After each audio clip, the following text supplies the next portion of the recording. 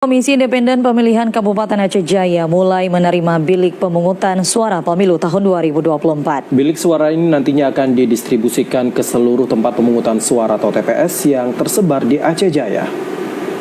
Komisi Independen Pemilihan Aceh Jaya telah menerima logistik pemilu 2024 sebanyak 1.234 bilik suara untuk pemilu 2024 mendatang. Bilik suara yang diterima KIP Aceh Jaya saat ini sudah ditempati pada gudang logistik KIP yang bertempat di Gedung Kesenian sebelum diserahkan ke berbagai TPS di seluruh kecamatan di Aceh Jaya.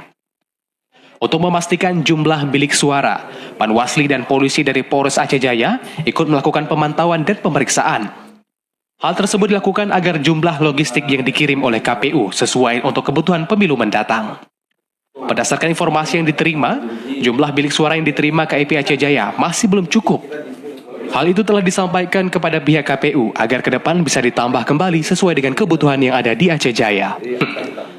Ketua KIP Aceh Jaya, Hendri Gunawan menjelaskan, dari jumlah tempat pemungutan suara atau TPS, bilik suara yang dibutuhkan mencapai 1.244 pieces. Namun untuk saat ini, yang diterima pihaknya hanya 1.234 pieces, sehingga terjadi kekurangan sebanyak 10 pieces. Bilik suara ini nantinya digunakan untuk kebutuhan perlengkapan tempat pemungutan suara atau TPS di 304 TPS yang ada di Aceh Jaya. Kita di Aceh Jaya jumlahnya semuanya 311 TPS. Kita membutuhkan bilik suara 1.244 bilik suara. Kemarin sudah dikirim dari KPU melalui pengiriman, cuman masih ada kekurangan nanti yang kita laporkan untuk dikirim. Sementara tahap bilik suara nanti disusul dengan hal lainnya. Nanti sampai dengan semuanya